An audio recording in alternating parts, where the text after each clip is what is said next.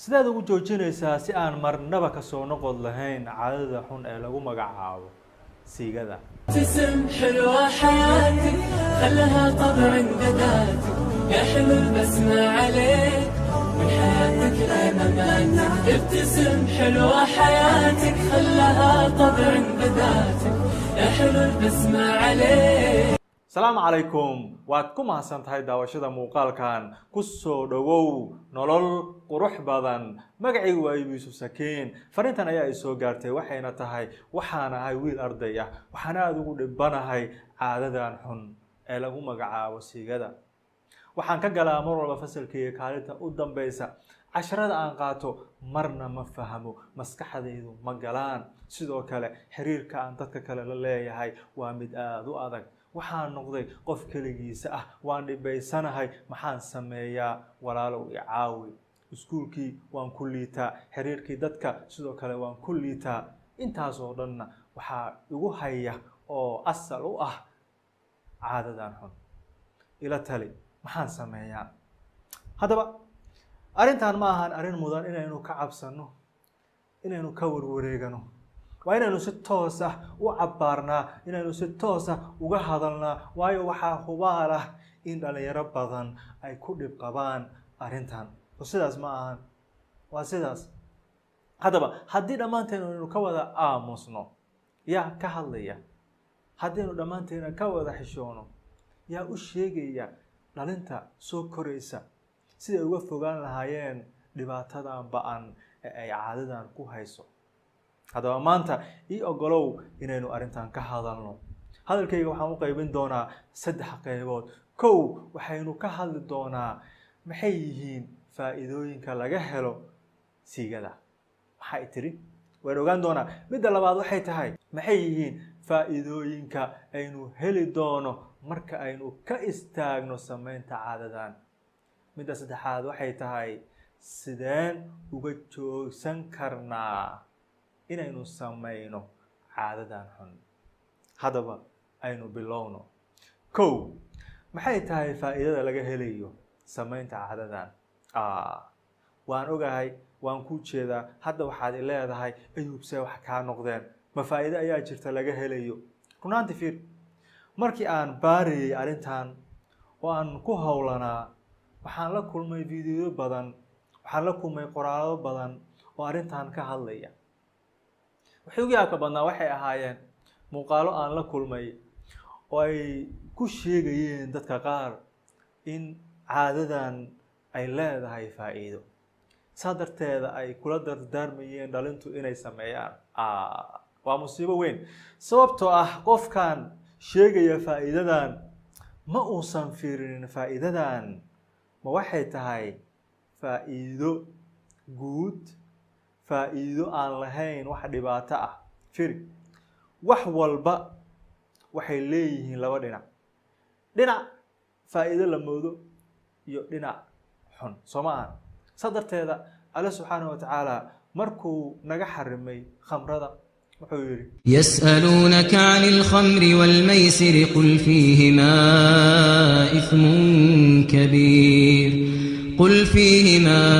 إثم كبير ومنافع للناس وإثمهما أكبر من نفعهما. يعني way leedahay wax faa'iido ah, laakiin dhibaatadeeda ayaa ka badan. waa sidaas caadadan ayaduna. waa laga yaabaa inaad dareentid wax yar oo faa'iido ah. faa'iidadaasi maxay tahay? inaad dareentid nasiinyo, inaad dareentid hurdo, inaad is aragtid markaas inaad xoogaa faraxsan tahay oo aad dareentid raaxo. balse ma waxay tahay raaxadaasi, ma waxay tahay farxadaasi, ma waxay tahay waxaas yar aad dareemaysid markaasi wax joogto ah? may, wax markiiba dhammaanaya, wax ku meel gaar ah. waxaa ka badan dhibaatada badan ee hadhow aad la kulmi doontid, soo ma ahan? haddaba ma ahan oo kale inaynu fiirino dhinaca yar, faa'iidada yar ay leedahay, balse waxaan fiirinaynaa sidoo kale faa'iidadan maxaa ka dambeeya. farxadan yar, raaxadan yar, dareenkan hadda aad dareemaysid, aad ku raaxaysanaysid, kadib maxaa ka dhalanaya? waxaa ka dhalanaya dhibaatooyin aad u ba'an. midaasna waxayna geenaysaa midda labaad waxayna tahay maxay yihiin faa'iidooyinka aynu ka helayno marka aynu ka istaagno samaynta caadadan waxaynu ka helaynaa faa'iidooyin aad iyo aad u badan oo meeshan lagu soo koobi karin waxaa ka mid ah in maskaxdaadu ay noqoto mid wax walba kuu qabata maskaxdaadu way wanaagsanaanaysaa xusuustaadu way wanaagsanaanaysaa sidoo kale fahankaagu wanaagsanaanaya waxaa ka mid ah inaad farxad heshid farxad ayaad dareemaysaa waxaa ka mid ah inaad nafsadaada ku kalsoonaatid oo aad noqotid qof isku kalsoon oo dadka dhex gala waxaad noqonaysaa sidoo kale qof aan murugo iyo welwel la kulmin waxaad noqonaysaa qof caafimaadkiisu uu fiican yahay waxaad noqonaysaa qof awood iyo tamar leh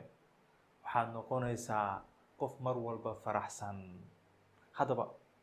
maxay yihiin dhibaatooyinka aynu la kulmayno marka aynu caadadan samayno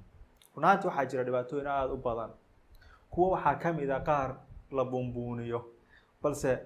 anaga waxaynu ka hadlaynaa waxa dhabta ah dhibaatooyinka dhabta ay leedahay waayo adiga uma baahnid inaan ku yidhaahdo marka qofka uu sameeyo wuxuu noqonayaa indhoole indha ayuu beelayaa inaad midaas kugu yidhaahdo si aad uga tagtid may uma baahnid midaas waxaaba kuugu filan dhibaatooyinkan kale ee badan haddaba indhaha ayaa la beelayaa waa khuraafad aan waxba ka jirin haddii midaas indhaha lagu beelayo waxaynu arki lahayn dhalinyaro badan oo indho la-aan ah soo maaha waa sidaas haddaba dhibaatooyinka waxaa ka mid ah kow in maskaxdaadu ay noqoto mid aan waxba qabanin ama in ay noqoto xusuustaadu mid yaraata xusuustaadu waxay noqonaysaa mid aada u yar qofkeena wuxuu arkayaa waxbuu akrinayaa casharka ayuu akrinayaa balse waxba ma gelayaan wax walba way ku adkaanayaan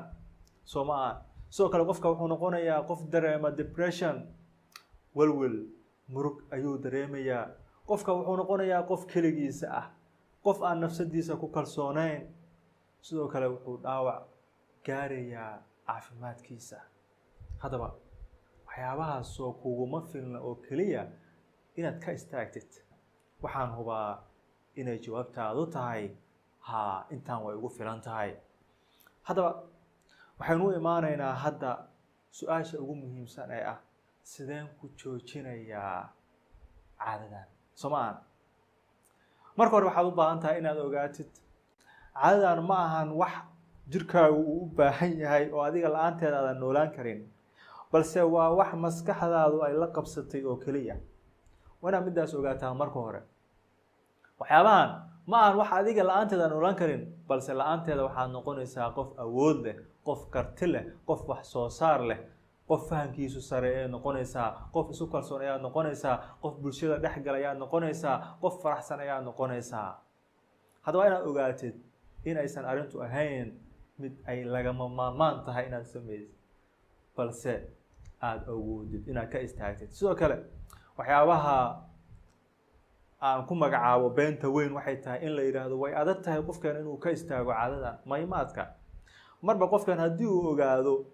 in caadadan samaynteeda ay u horseedayso caafimaad la-aanka dhibaatadan oo dhan maskax la-aanta xusuus la-aanta welwelka waxaan oo dhan inay u horseedayso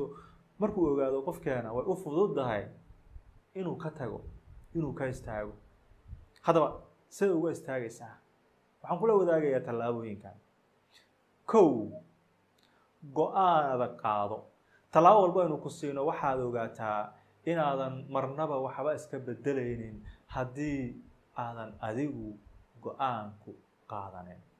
go-aanku waa inuu ahaada mid adiga kaa soo baxa waa inay kaa go-an tahay inaad qaraar ku qaadatid inaad ka istaagtid maxaad ugu istaagaysaa waxaad ugu istaagaysaa nafsadaada darteeda ma aan wax kale caafimaadkaaga darteeda waxbarashadaada mustaqbalkaaga dartiis ayaad uga istaagaysaa uguma istaagaysid wax kale haddaba go-aan adag maanta ku qaado inaad ka istaagaysid oo aadan mar dambe dib ugu noqonaynin caadadan xun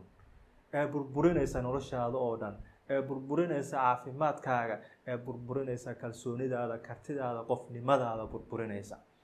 maanta ayaan go-aan ku qaadanayaa inaan nolol cusub bilaabo inaan safxadii hore iska daboolo warka fiican wuxuu yahay marba haddii aad maanta go-aan ku qaadatid inaad noloshaada bedeshid oo aad ka tagtid caadadan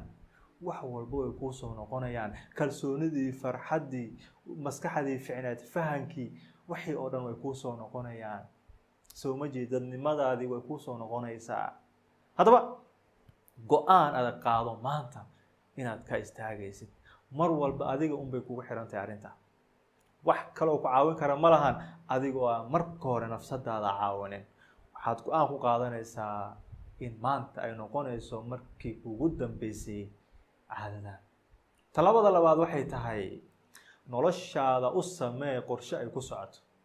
qofka mashquulka ah ee noloshiisa ay faadliga tahay waxba haynin ayaa ah qofka ku mashquula arrimahan ku mashquula daawashada iyo waxyaaba u horseedaya inuu caadadan sameeyo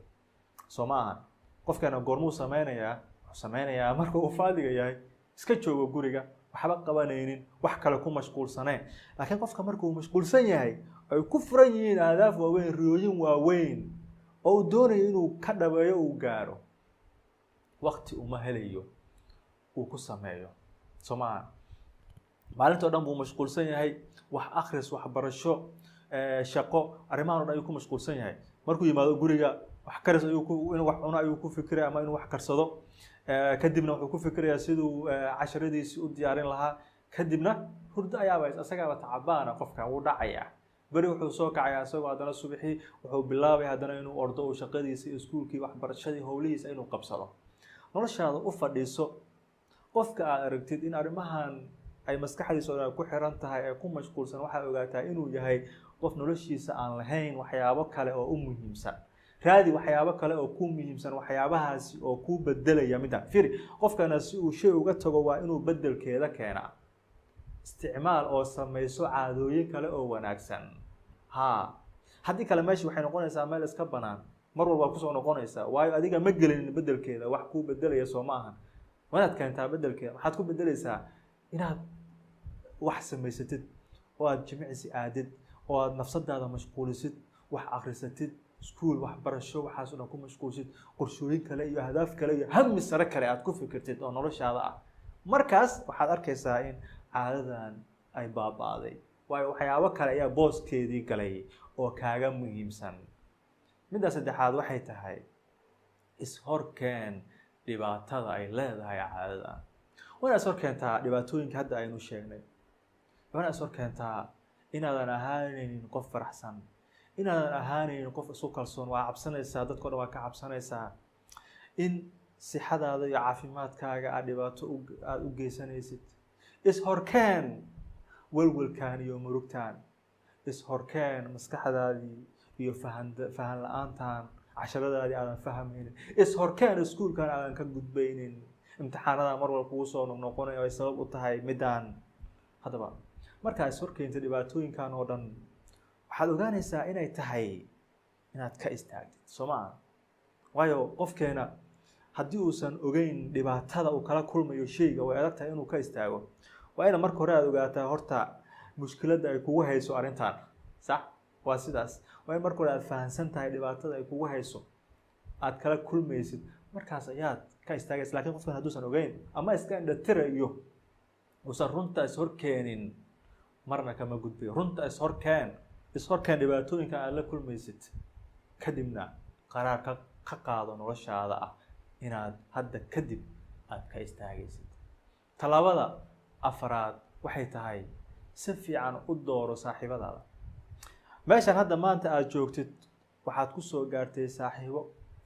haddaad dib ugu fikirtid noloshaada waxaa arkaysaa caadooyin badan oo hadda aad samaysid inay sabab u ahayd saaxiibadaadii hore ama saaxiibo ilaa hadda aad nolosha aad isla wadaagtiin oo weli saaxiibo kula ah soo ma aha haddaba maxay yihiin saaxiibadaada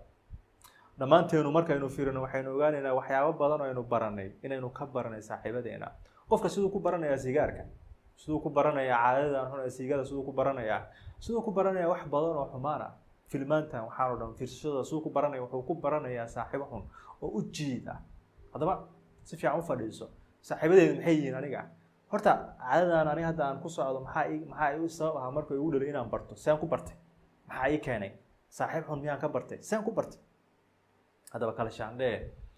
saaxiibadaada oona dooro oo keliya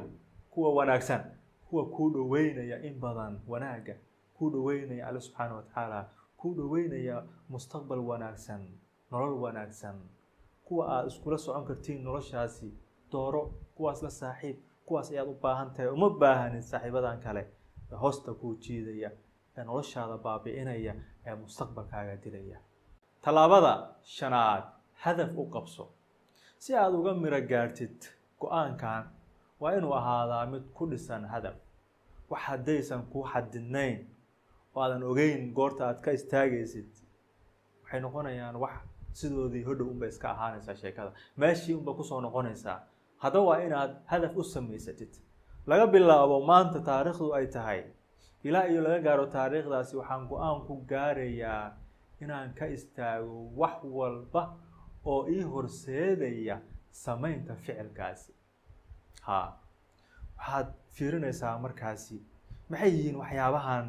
ku kicinaya dareenkaaga kicinaya waxyaabahan mar walba sabab u ah in aad sidaasi xaaladaasi ku sugnaatid laga yaabo inaad keligaaga ahaatid in badan laga yaabo inaad computerkaaga kelina noqotid in badan oo qolkaas kusoo xirtid oonan lahayn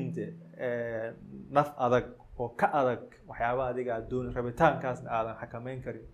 markaasoo kale waxaad u baahan tahay inaad joojisid ood computerka markaa u baahatid inaad fadhiisatid banaanka aad keentid dadka kale la fadhiisatid oo aad hortooda ku isticmaashid si aadan gooni ula noqonin markaad gooni noqonaysid isma celinaysid soo ma ahan qofkana si uu ku gaaro meeshaasi waa adagta uu awooddaas uu gaaro inuu iscelin karo kala jeclayn keligiis inuu yahay in kale balse ilaa aad horta ka gaartid meeshaasi muddo qabso bil ha noqoto 20 maal ha noqoto 20 maal ha noqoto waxay noqoto 2 bilood waxay noqoto muddo qabso adiga oo adiga aadan marnaba ku isticmaalayn computerkaaga meel keligaaga aad ku tahay dadka dhexdooda ma ku isticmaalaysa waxay dhihi kartaa keligaaga degan aad keligaaga degan tahay la imow saalada meesha banaanka ah daaqada fur si aadan u dareemin inaad keligaaga tahay soo ma jeedid mashquuli oo aad mar walba aad dareentid in dareenkaas uu kugu dhalanayo maxaad samaynaysaa bax banaanka aad saaxiibadaada wac oo la sheekayso jawiga bedel qaabkaaga bedel qolka aad ku jirtaa waxaad dareentay in rabitaan waxaad dareentay inaad waxaad samaysid inaad gashid oo waxaad daawad istaag banaanka aad bedel jawigaaga soo weesayso tuko laba ragcadood tuko kadibna bax haddii kale musxafka soo qaado oo akhriso quraanka jawigaaga bedel wadcigaaga bedel xaaladaada bedel waxaad dareemaysaa inaad ilowday oona markiiba soo noqotay qof degan oona wixii aan iska ilowday haddii kale banaanka u bax oo saaxiibada la soo sheekayso kadib soo maqno xoogaa kadib soo noqo qaabkan oo kale samee حلوة حياتك خلها طبع ذاتك يا حلو البسمة عليك haddaba ugu dambaystii haddii aad qaadatay 5 tallaabo oo nafsadaadana ku dabaqdid waxaan ku damaana qaadayaa hadduu alla weyne ogolaado inaad nafsadaada dib u soo ceshan doontid kalsoonidaadii dadnimadaadii kartidaadii fahankaagii inaad noqon doontid qof cusub balse waxaa lagaga baahan yahay in adiga uu noqdo go'aankaaga mid adag mid aan marnaba ka soo noqon lahayn ha hilmaamin weligaaga adiga waxaa tahay qof aad iyo aad u qurux badan ka dhig noloshaadana mid aad iyo aad u qurux badan mahadsanid إذا المرء يوما